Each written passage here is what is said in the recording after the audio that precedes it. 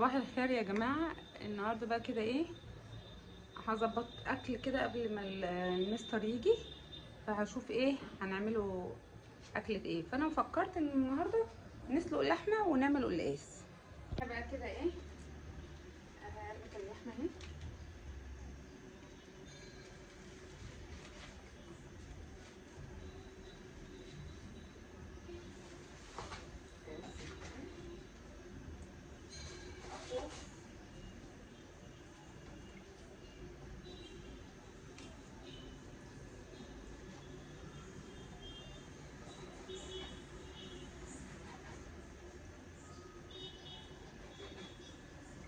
هنقطع بقى كده ايه اللحمة، هقطعها كده صغير ان هي ما تاخدش ايه، ما تاخدش سوا.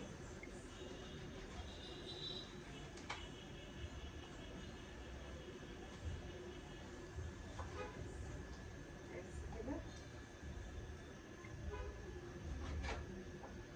على اساس ايه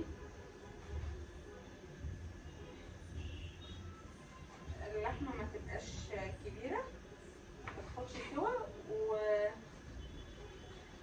وتبقى تقطيعتها يعني يبقى على قد ايه، على قد المعلقة بس كده.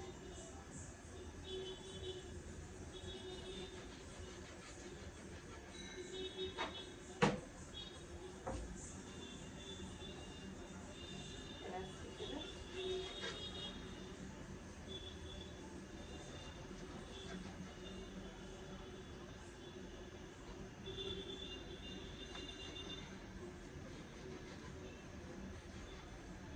العربية امبارح بقى ايه، كنا رايحين نجيب التابلت بتاع احمد، والعربية ايه عطلت بينا.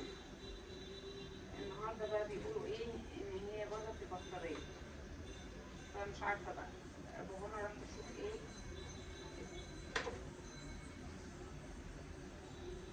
اهو، بابانا راح يشوف ايه العربية فيها ايه يعني.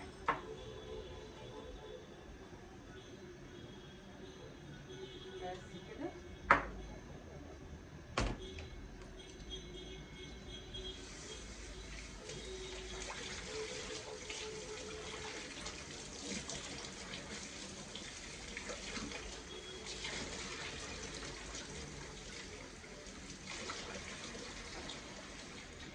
ايه رأيكم كده؟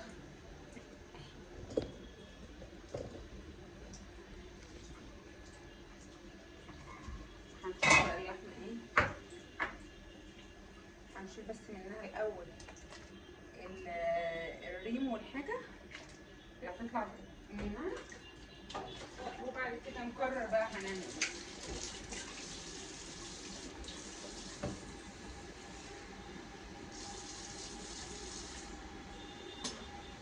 بس كده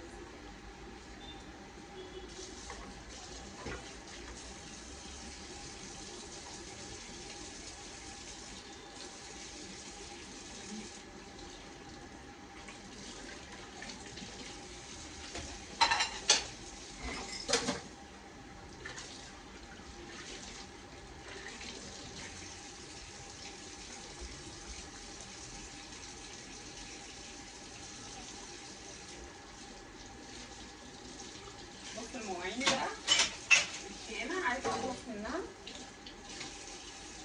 اهو. بصوا احمد خلاني ايه بتكلم واخد الموبايل،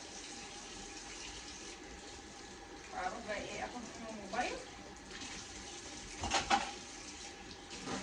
مفيش مذاكرة خالص، روحي نايمة واحمد قاعد على الموبايل، حتى كان قاعد في الدرس على البابجي قبل ما المدرس يجي، قاعدين كلهم العيال بيلعبوا بابجي. انا مش عارفة ده ايه يعني، مرض بابجي ده يعني منه لله اللي عمل لعبة بابجي بجد.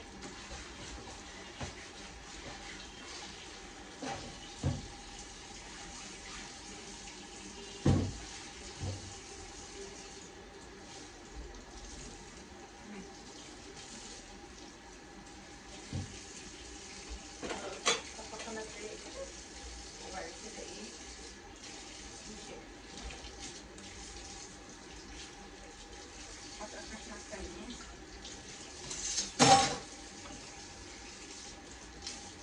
كمان بيعملوا بطاطس. انا شايله فرشه احمد بتاعت السرير، وقلت ايه اظبط له الدنيا كده شويه واغير له الفرش، بس سايباها تتهوى شويه وبقى كده.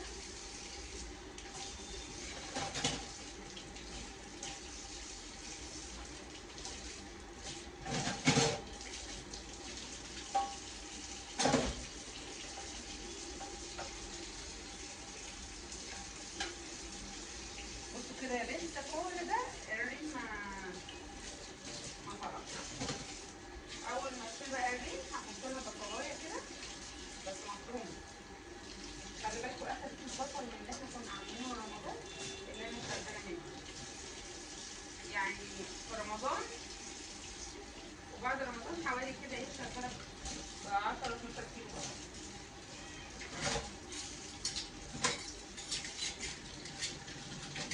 التفريزات بكده كله.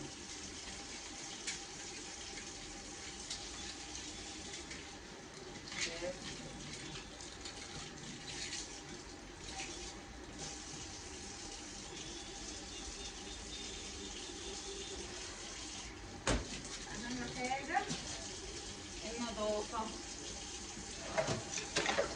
النظافه النظافه. بصوا يا جماعه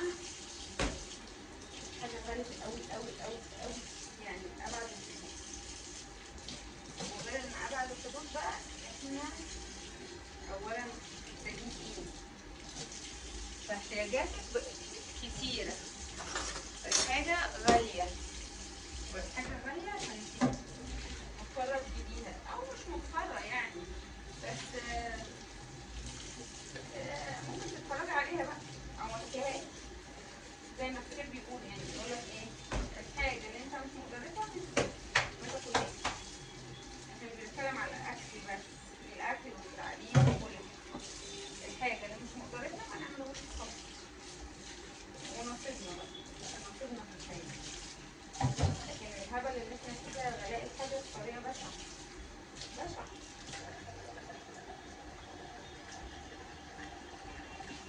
المدرسين كمان الدروس غاليه جدا، يعني اولى ثانوي كده، امال ثالثه ثانوي ايه بقى؟ نجيبوا بقى هدومنا بقى ولا ايه؟ مش عارفه. الحياه صعبه صعبه صعبه. بدل ما تفكر مسكت بلانشة في كارفور عجبتني. تعرفوا يا جماعه لقيتها بكام؟ لقيتها ب 850 جنيه. دي بلانشة بقى ده ولا باب شقه؟ ده انا مش عارفاه. لا طب اقول لكم كمان ومسكت ايه؟ مسكت اللي هي المكبس بتاع الهمبرجر. عارفه المكبس بتاع الهمبرجر ب 558. هو ماركه مش عارفه ايه، بس يعني هو في ايه؟ هو في ايه؟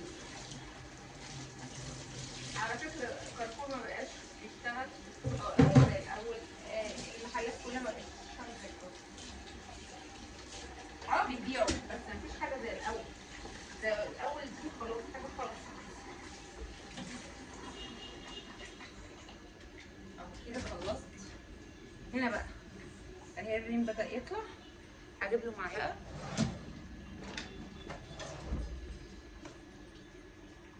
احنا عايزين ايه؟ نمشي الريم ده كله. الجو على فكرة ساقع، عشان كده اللحمة ابتدى اقول معايا ايه؟ بردت المية. كانت المفروض المية دي مقطعة بعضها عقبال ما الدرس كان يخلص، وانا رحت موطيه عليه اهي. هسيبها بقى تغلي كده وتكمل مع نفسها. بصوا بقى كده يا جماعة، هلم ايه؟ هلم شوية الرين دول.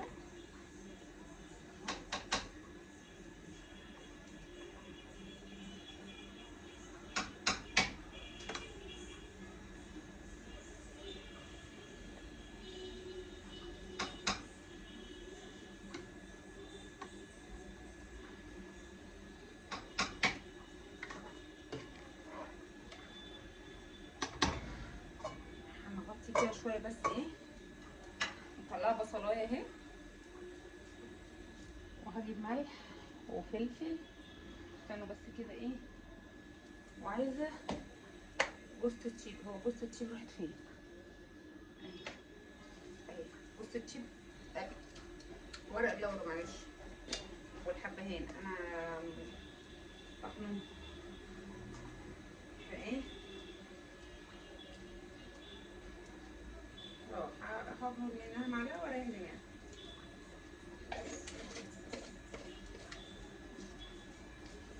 كانت مفرفته وانا يعني ظبطتها ان هي تبقى كده. هحط طرف المعلقه كده بس ايه، يديها ريحه للشوربه بس كده.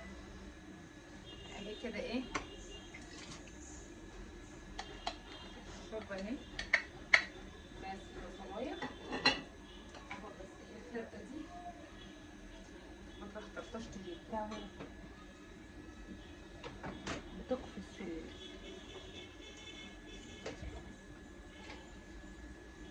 احمد كمان عمل بطاطس محمره وساب لي الجريمه اهو بس كده. احنا ايه هنشوف بقى الدنيا هتمشي معانا ازاي.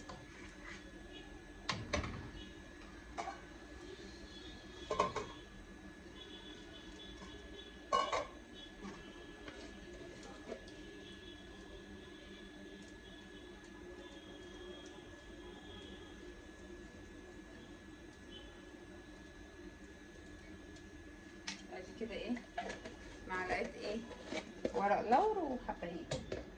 هاخد بقى ايه معلقه فلفل اسمر واسيبهم ايه مع نفسها بقى تستوي كده اللحمه، ونظبط ايه الملح بقى لما تستوي. هنا بقى كان عندي شويه رز بالشعريه، هوطي عليهم ايه. عندي هنا رز بالشعريه ماشي. هجيب بقى هنا ايه، هجيب حله احط فيها كوبايتين رز بس. حله اهي صغيره بس. عايزه اجيب ايه النار هنا. بسم الله الرحمن الرحيم. هنا كده هجيب كوبايتين رز.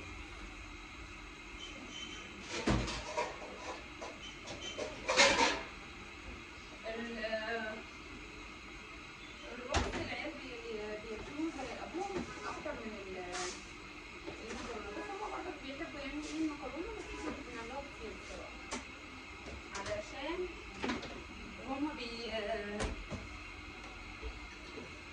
بابانا بيحب الرز اكتر. فلو انا ما عملتش رز يروح هو مألف لهم تأليفه بالليل واعمل لهم مامي هيعمل رز.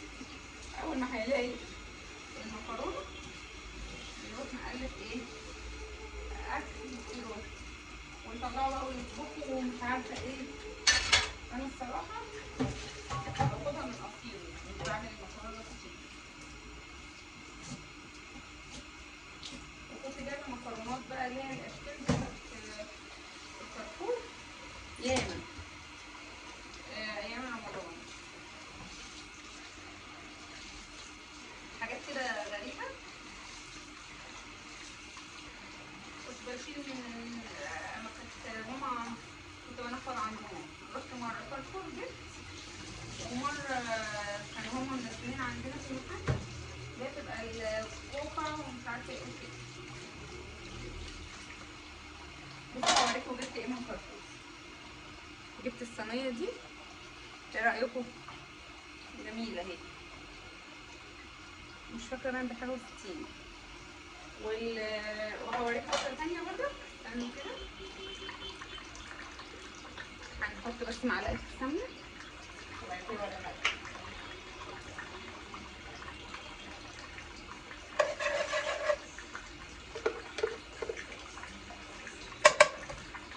بس كده معلقه سمنه اهي خلصتها كده.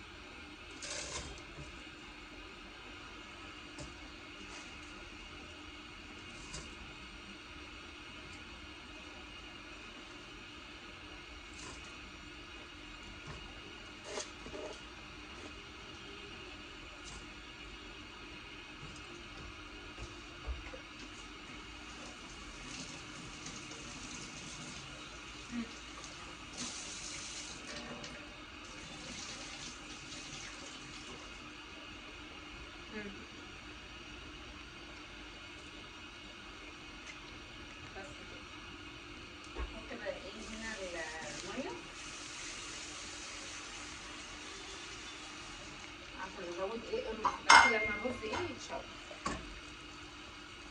كده احنا حاطين الرز بقى ايه هيتشوح، وحاطه الميه هنا، وهنا اهي الشوربه ايه شغاله. وهرجع لكم يا جماعه كمان جبتها دي واحده، دي اللي هي بحاجه و90، وفي اللي هي الثانيه دي بحاجه و60. اول مره استعملها. بص شكلها جميل ازاي. جايباهم عشان الدرس، عشان ما عنديش صواني صغيره للمدرسين. هنا بقى اهو كده هو الرز اهو بيتسوى. هنزل بقى عليه ايه؟ الملح،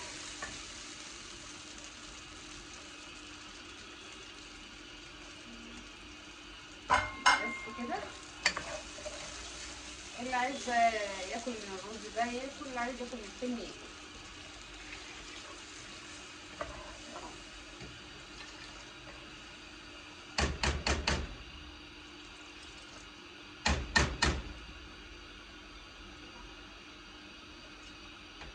خلصت كده،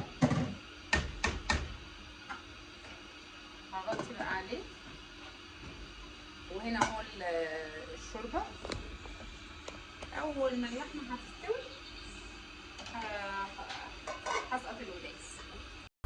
هنا بقى كده ايه الشوربه اهي بتغلي واللحمه استوت والرز اهو استوى، موطيه عليه بس يتشرب. هنا بقى هاخد من الشوربه وهاخد من اللحمه بس شويه، يعني هاخد الشوربه الاول واظبط القلقاس. او نقطتين شوربه اتكبوا على البوتاجاز فالنار احمرت. بصوا كنت هعمل ايه. كده بقى هبدأ ان انا احط ايه القلقاس، بس الكيس ما كانش راضي يطلع ففكيته فين في الميكرويف. هروح بقى وارجع لكم،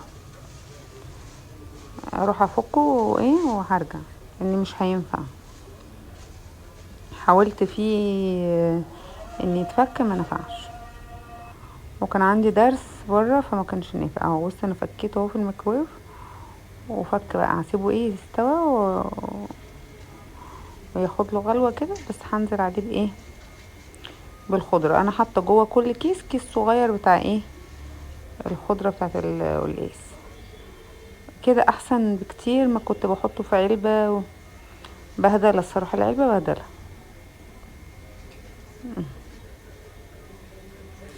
وعاملاها خالص الخضره بالثوم بالكزبره بالسلق والسمنه ومحمراهم، وبعد كده ضربتهم في الخلاط. بصوا كده.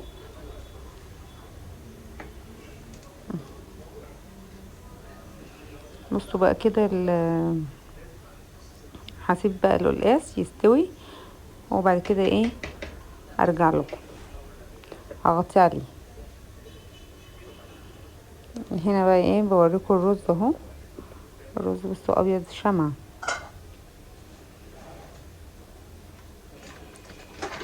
قربنا نخلصه يعني الاكل اهو. بصوا بقلبه.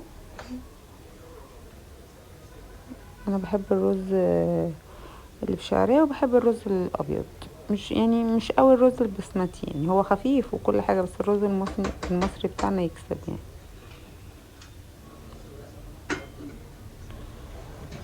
اهو. وهنا دي الشوربه فيها لحمه بردك، باقي لحمه. وهو القلقاس بدأ يغلي. كل ده الخضره ما ذابتش. بطلت اعمل خضار ياما علشان العيال كده كده يعني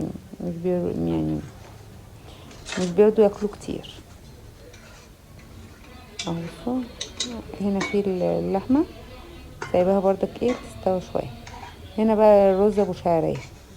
اللي عايز ياكل رز بشعريه ياكل، واللي عايز ياكل الرز ابيض ياكل. بس ابو شعريه ده متبقي عندي من امبارح، من اكله امبارح.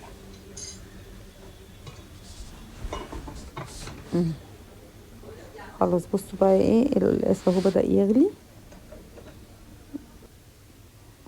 كده هغرف بقى خلاص. هغرف ليا. بصوا بقى انا هاكل حاجات بسيطة وهحط بولات قلقاس.